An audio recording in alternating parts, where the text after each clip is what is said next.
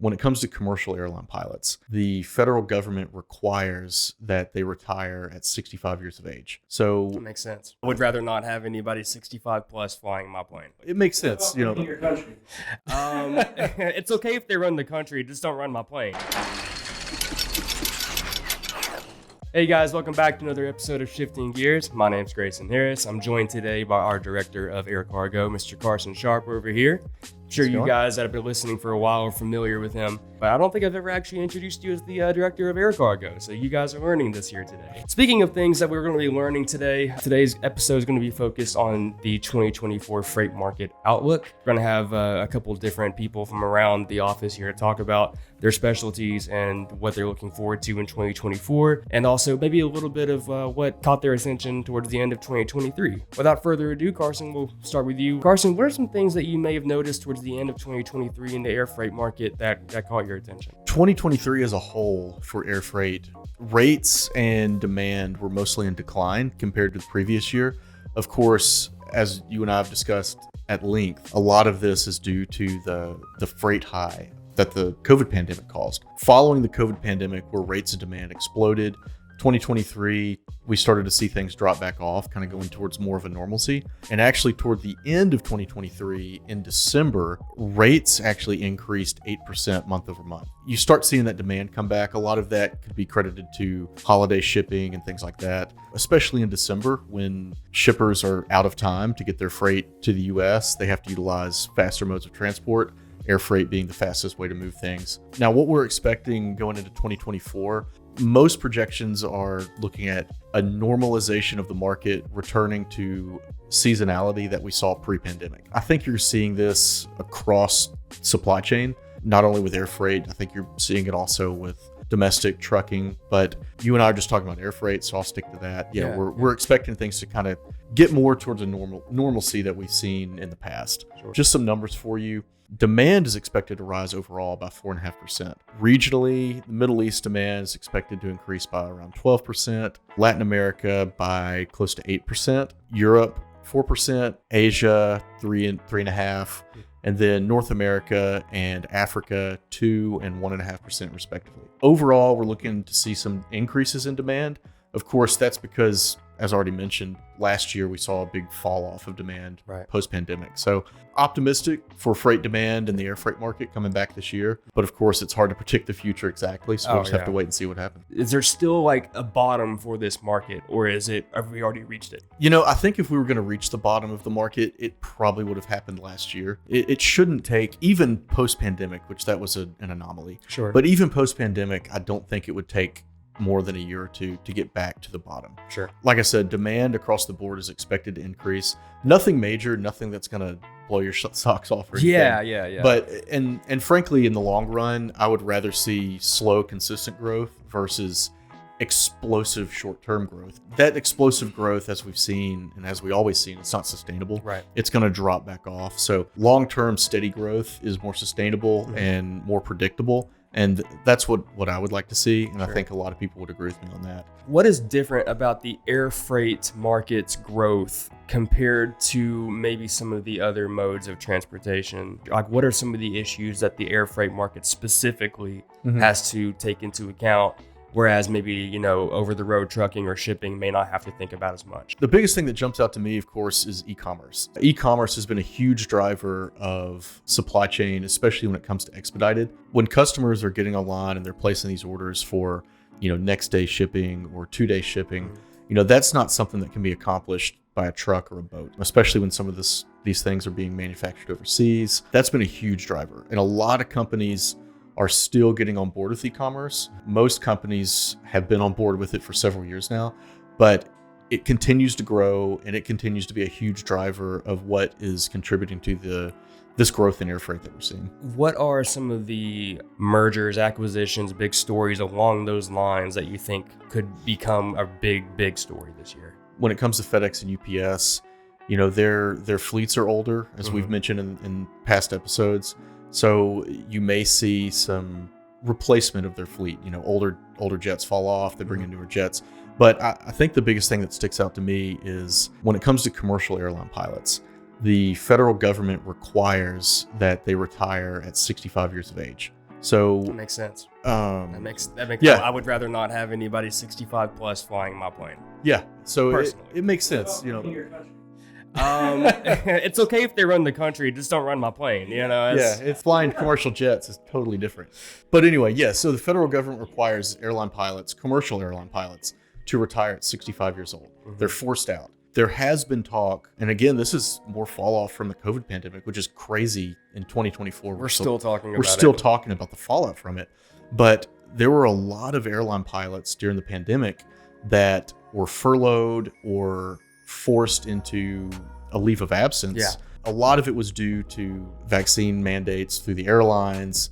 Certain pilots didn't feel comfortable with getting it, so they were forced into a furlough. That's another discussion. But a lot of the older airline pilots that have been in the industry for a long time, they saw that pandemic all the changing regulations coming through, and they thought, what? I've got a year to retirement. I'm 64 years old. I'm leaving early. Yeah. I'm getting out of here. That happened across the board. So you started to see a shortage of airline pilots, a shortage of experienced pilots. So you had the older pilots, they're being paid a lot more. So the airlines thought, well, we can incentivize these older guys that are costing us a lot of money to retire early, and we can hire a lot of younger, cheaper pilots to do the same job as these older guys did. Well, let's go back to that mandate, the 65-year-old retirement age. Yeah. There's been some talk about the federal government extending that retirement cutoff to 70 years old. Oh. So there's been some discussion of pilots that have recently retired that are still under the age of 70 coming back. Wow. Coming back and starting to fill the gap, because there is still a pilot shortage from the pandemic. So that's going to be something that I'd be interested to see. Now, frankly, I think there's going to be a lot of guys that have been in retirement for a year or two, and they're going to be like, screw it, I'm staying retired. This is too much fun. Are they requiring mandatory naps? It's funny you mentioned that. Some airlines actually, especially on wide body long haul flights, encourage pilots to take naps. Your longer haul flights and your wide body planes, they'll actually take 2 crews. So they'll have 4 pilots, 2 first officers, 2 captains, and 2 sets of flight attendants. Every 4 to 6 hours, they'll switch crews. So they have bunks in the airplane. But do they have flight attendants for cargo planes? Not for cargo planes. I'm talking. I was like, No. I'm talking for commercial jets. just handing out crackers to the packages. Yeah, just here you go, guys. Here you go. Grandpa's gonna need his nap. But they'll actually encourage these, especially the pilots, to switch off, take naps, sleep for a couple hours, and so they're not just exhausted for an 18-hour flight from Houston to Hong Kong. It's like team drivers, but in the air. Exactly. Yeah. I got you. Okay, this is the question that almost has nothing to do with this, but I'm curious. What, in your opinion, is the best cargo plane? If you were an air freight company right now, and money was no object, you could just buy a fleet of whatever planes you wanted. What are you buying? It depends. And I'm sorry I'm going down this rabbit please. hole. But am I looking at this from I love it depends answer. It means you know a lot. Yeah, am I looking at this from the perspective of, the administrative, the leadership staff? I'm going to get the thing that, makes me the most money? Yeah. Or am I the pilot flying the plane that wants the best? You own the flying company. experience? You're not a pilot. Okay. If I'm the guy making the decisions, Yeah. I'm going to go with older aircraft that have been proven. The DC-10, the MD-11, 767. These are older wide body planes that are cheaper to operate. They burn more fuel burn, but they're cheaper to buy. If I'm a freight company like FedEx, and this is what they've been doing. They already do it. They already do this. So I'm going to stick with the old-fashioned adage of, our planes are sitting on the ground during the day, so we're not losing money. We're flying them at nighttime, so they're being utilized during a specific time frame, and then they're parked during the day. So that's going to make me the most cash flows in older aircraft that may have more fuel burn. But because it's cheaper to buy and we're only utilizing it during certain hours, that's what I'm going to go for. What if you're a pilot then? I'll switch it. If I'm a pilot, I'm going to want to fly the 757, Okay. which it's a narrow body Boeing aircraft. And the reason I say the 757, that jet has been around for actually quite a long time now. So it is getting some age. But that jet has the best power to weight ratio of nearly every commercial jet flying today. It's like a rocket ship off the runway. That, and also the 737-700 variant. The 737-700, it's been around for a long time as well. The whole platform has. But what's unique about the 700 is it's shorter. Yeah. So you see it and you're like, look at that weird looking short airplane. A little stubby. But because it's a smaller airplane, again, it's like a rocket ship coming off the runway. Right. Great. It's a lighter weight variant. We're like the 737-900. It's longer, looks sleeker, but it's a pig. Okay. It's slow, especially coming off of an airport at higher elevation like Denver, for example, where you really have to utilize the entire runway to get enough speed to get that pig in the air.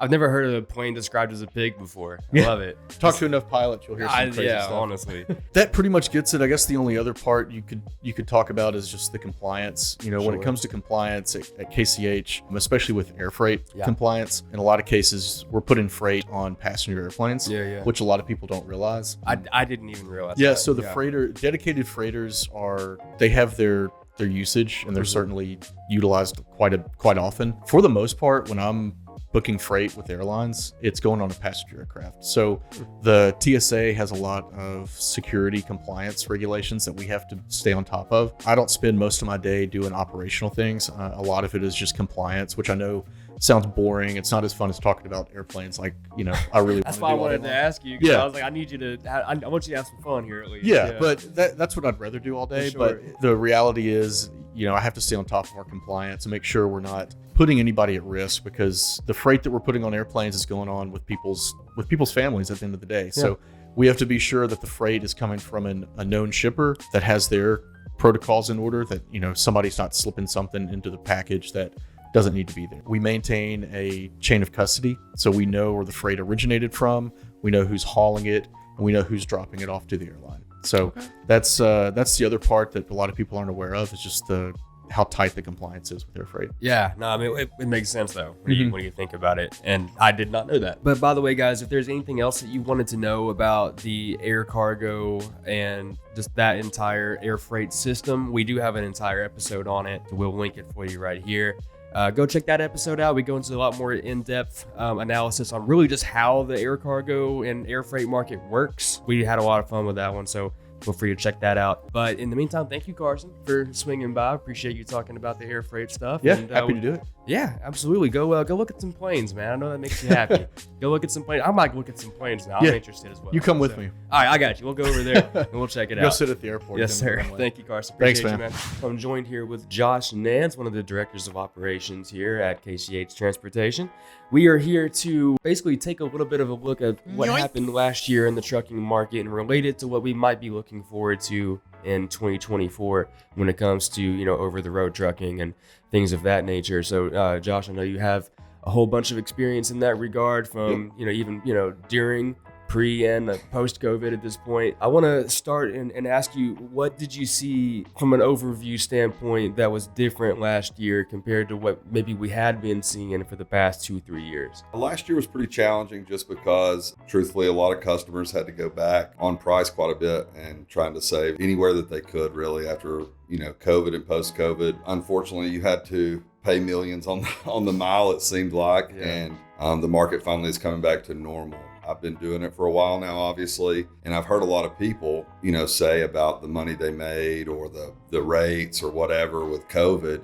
Everybody's like, when is it going to go back to that? Well, to me, that is the anomaly. To me, that's not the normal, because before that is normal, and that's kind of where we're getting back to now. So I'm kind of looking forward to kind of business as usual kind of aspects out of it. On a previous episode, me and Carson were talking about, are we in a freight recession, as people are calling it? And I think we kind of had the same sentiment as you, is that I don't know about recession, man. I think we're just getting back to kind of how it was. But some normalcy. Exactly. But, even then, getting back to that sort of normalization, you did see a lot of people struggle last year to find their footing and be successful. What were some things that you found some success in last year that helped you stay on top? I treat people like people. I try to not let a customer feel like a customer. I would prefer to talk to my customers about their family, their at-home life, my kids, all the crazy stuff that's going on in the day, and then sprinkle in freight as it goes. That's something I've stayed true to, and I think last year that was truthfully the biggest key contributor to why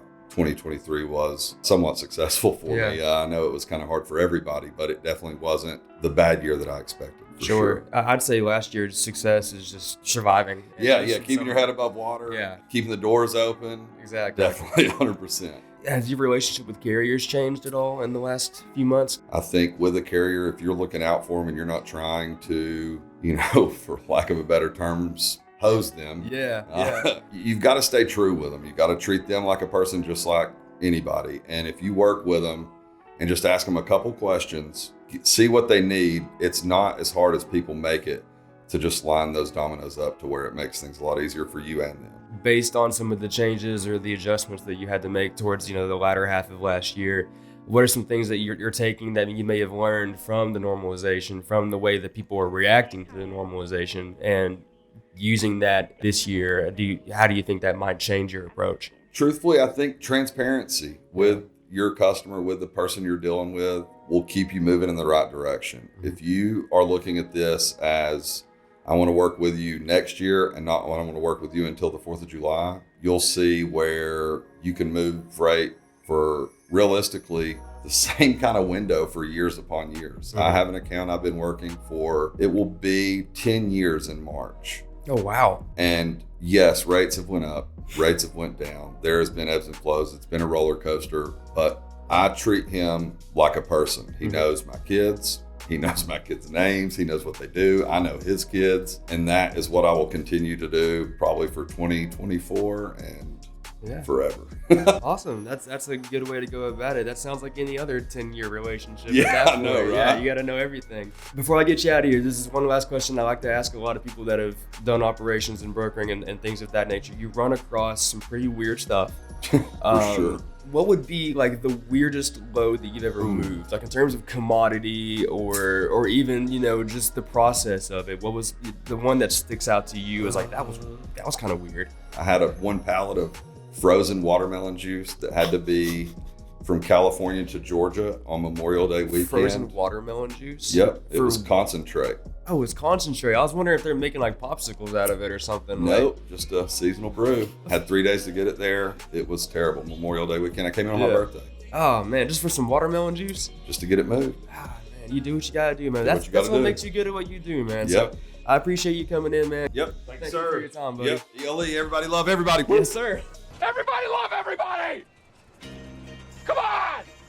Hey guys, now I'm joined by Kyle Conkle. He is one of our specialists of operations here at KCH. And the reason I brought him on is because he has a lot of extensive knowledge about how, drayage operations work, how some of the international stuff can affect it. It's a world that I myself am not super familiar with because I was in, domestic operations. So this is going to be, for me at least, an interesting conversation. So Kyle, first of all, how you doing today, man? I'm well, thank you. Thanks for having me. Yeah, of course, man. Good to have you on. Before we really get into the outlook of what we think, 2024 is going to be, what are some of the issues that stood out to you last year in the drayage sector that really affected your day-to-day operations? I mean, we saw a decrease in volume of imports. We saw a slight increase in exports, which we handle both. But the imports did slow down the last couple of years. They were significantly higher than normal. People were doing a lot of shopping, so we're doing a lot of importing.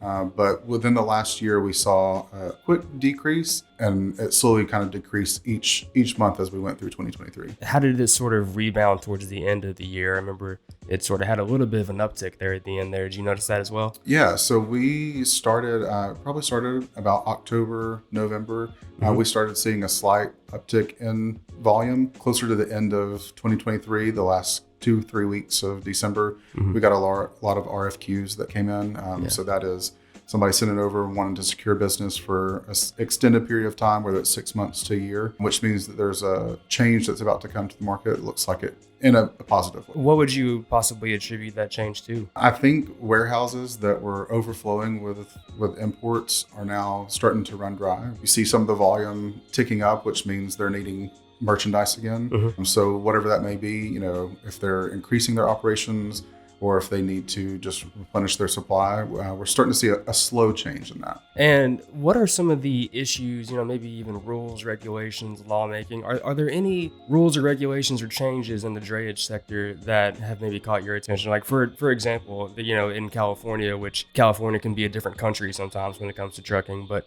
they are trying to implement a zero emissions trucking fleet across the state, but they want to start in drayage, which, makes sense. It's short run. How would you think something like that or any other things that have caught your attention will possibly affect the day-to-day operations of drayage this year? Yeah, so specifically in California, there are 2 fees that are paid. They're called Pure Pass and Clean Truck Fee. The Clean Truck Fee started April 1st of 2022 and has continued through. They actually increased that charge. I believe it was in November. So it went up a little bit.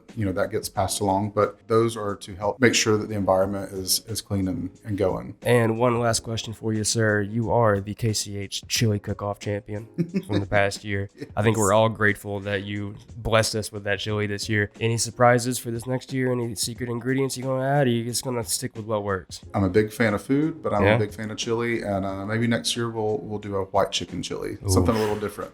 Goodness gracious. This is why we have you on, sir. Kyle, thank you for being on, sir. I know you're a busy man. I appreciate you taking some time out for us. And we'll see how the rest of the year plays out, yeah? Thanks. Appreciate it. All right. Thank you, sir. Appreciate you, man.